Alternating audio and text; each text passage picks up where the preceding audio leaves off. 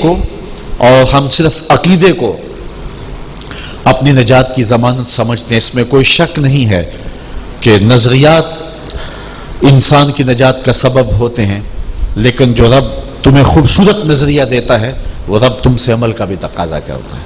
تو فرمایا الا الذین آمنوا وعملوا الصالحات، ایمان کے بعد عمل صالح ہے، وتواصوا بالحق وتواصوا بالصبر، حق اور صبر کی وصیت۔ یہ عنوان تفصیل طلب ہیں، لیکن ان کو اجمالی انداز سے آپ کے سامنے رکھ دوں۔ امام قرطبی لکھتے ہیں کہ حق سے مراد کیا ہے؟ الایمان، حق سے مراد التوحید، الاسلام اور القرآن، یہ تین چیزیں ہیں، یہ تین قول آپ نے بیان کی کہ اسلام کو تھام لیا جائے اور اس کی وصیت کی جائے۔ ہماری تو ذمہ داری یہ تھی، عمل سے آگے گزر کے ہم نے اس کی خوشبو کو آگے پھیلانا تھا اور پوری دنیا کے اوپر ہم نے اسلام کا چراغاں کرنا تھا۔ ذمہ داری ہماری یہ تھی، کنتم خیر امت اخرجت للناس، ہم لوگوں کے لیے منصہ شہود پہ آئے تھے، ہم نے بزم عالم میں چراغاں کرنا تھا، ہمارے وجود سے بزم عالم کے اندھیرے چھٹنے تھے اور ظلمتیں دور ہونی تھی، لیکن ہم اپنے من کی ظلمتیں دور نہ کر سکے، ہم ایمان سے آگے نہ بڑھ سکے اور اعمال صالحہ کا زیور نہ پہن سکے۔ آج جھوٹ، آج جو ہے وہ خیانت، آج مکر و دجل و تلبیسات اور ہر برائی جو باقی قوموں میں متفرق تھی وہ ساری کی ساری جمع ہو کے ہمارے اندر اکٹھی ہو گئی۔ ہم نے تو لوگوں کے لیے نمونہ بننا تھا، لیکن ہم خود عمل کی راہ پہ گامزن نہ ہو سکے۔ تو تواصو بالحق یہ تیسرا مرحلہ تھا، اس سے اسلام مراد ہے، اس سے قرآن مراد ہے اور اس سے توحید کا نور ہے جس کو ہم نے پوری دنیا کے اوپر پھیلانا تھا۔ یہ مومن کی زندگی ہے اور یہ اس کا اجتماعی نظم ہے، اور اس کے ذریعے سے اس نے کائنات کے اندھیرے اور ظلمتیں مٹا کر کے اس نے کائنات کے اندر چراغاں کرنا تھا اور اس نے خسارے سے خود بھی بچنا تھا اور اوروں کو بھی بچانا تھا۔ وتواصوا بالصبر، جو آخری بات ہے وہ صبر کی وصیت ہے۔ اب صبر پر صرف دو قول۔ صبر سے مراد جو شدائد دین ہیں، دین کے راستے میں جو تکلیفیں آتی ہیں ان پر صبر کیا جائے۔ راہ دین میں چلیں گے تو تکلیفیں آئیں گی، تانہ زنی بھی ہوگی، تو اس پر صبر کیا جائے۔ ایک مفہوم تو یہ ہے، اس کا اجمالی ذکر پہلے گزر چکا۔ اور دوسری بات وہ یہ ہے کہ دنیاوی زندگی کے اندر انسان کی تخلیق اس طرح ہوئی ہے کہ اس کی زندگی میں دکھ زیادہ ہیں، تو یہ صبر کرنا بھی سیکھے۔ ہر بات پہ واہ ویلا مچانا یہ اس کا طرز زندگی نہ ہو، بلکہ صبر کے دامن کو پکڑے۔ زندگی کے اندر سکھ بھی ہیں، زندگی کے اندر دکھ بھی ہیں، بلکہ دکھ زیادہ ہیں، سکھ تھوڑے ہیں۔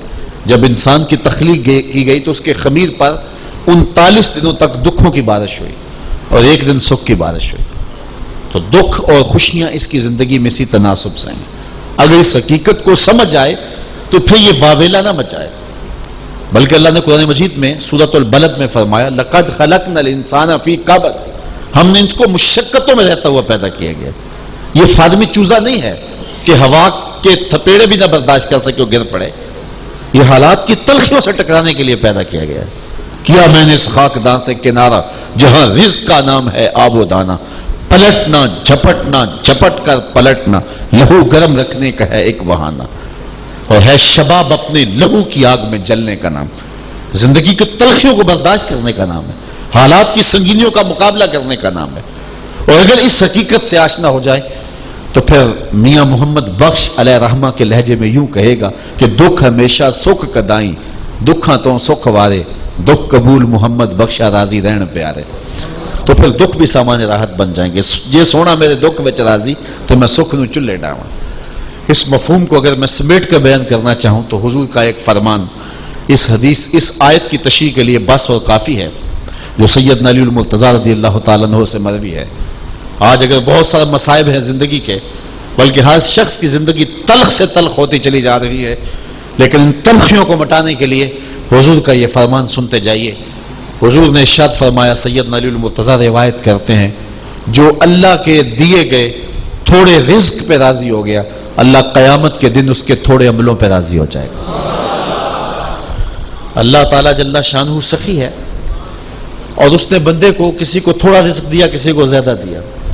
تو جو تھوڑے رزق پہ راضی ہو گیا, حالانکہ اسے ضرورت تھی, اللہ قیامت کے دن اس کے تھوڑے عملوں پہ راضی ہو جائے گا. میرے بندے, تجھے تو بچوں کے لیے دوا چاہیے تھی, تجھے 3 وقت کا کھانا چاہیے تھا, تجھے سردی اور گرمی میں موسم کے لباس چاہیے تھے, تجھے سر چھپانے کے لیے گھر چاہیے تھا, تجھے بیٹی کے لیے جہیز چاہیے تھا, لیکن تو اتنا صابر نکلا کہ تو اس کے باوجود میرے پہ راضی ہو گیا.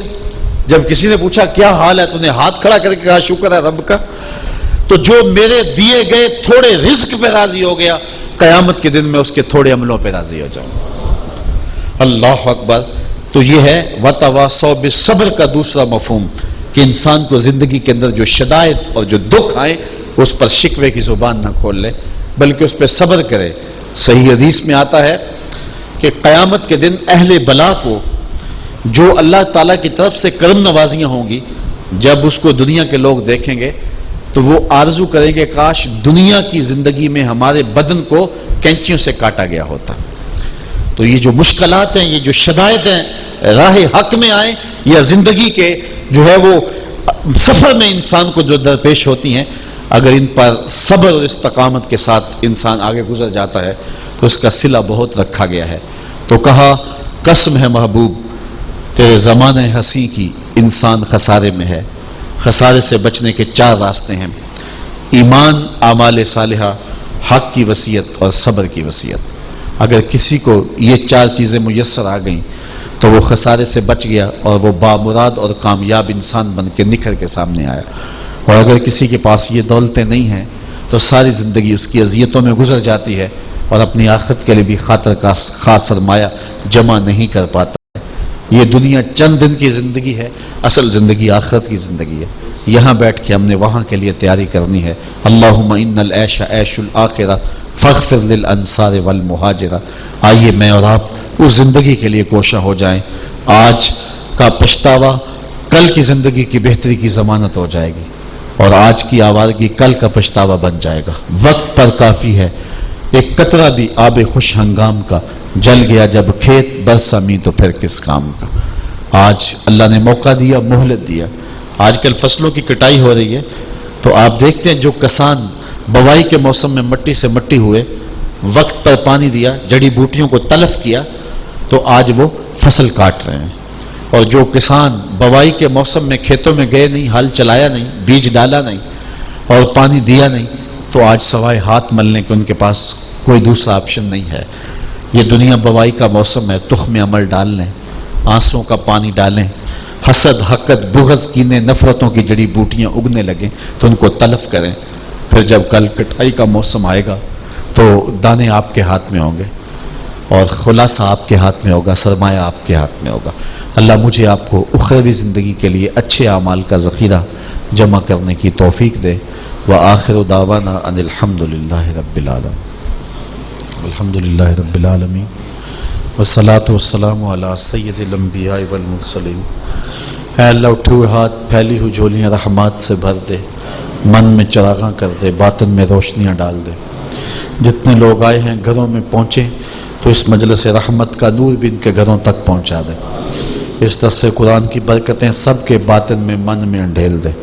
دنیا آخرت کی بلائیاں ہم سب کا مقدور فرما دے. سوچوں خیالوں کو روشنی اور تازگی عطا فرما. اے اللہ اس مسجد مرکز کو قیامت تک آباد رکھنا. یہ ٹوٹے پھوٹے شکستہ لفظ جو زبان سے نکلے ان کو روحوں میں اتار دے. اے اللہ کتاب رحمت, کتاب نور, صحیفہ ہدایت, قرآن مجید کی برکتیں ہم سب کے باطن میں اتار دے, اور اس کتاب کو ہمارے لیے خضر زندگی بنا دے, خضر راہ بنا دے, اور اس کتاب سے روشنی لے کر کے اپنی زندگی کے اندھیروں میں چراغاں کر سکیں. جملہ منتظمین, سامعین سب کو جزائے خیر دے. اس بستی کے مکینوں کو اپنی رحمت میں, پناہ میں, امان میں اور حفاظت میں رکھنا. وصلی اللہ تعالی علی النبی الامین وآلہ وصحبہ اجمعین برحمتک یا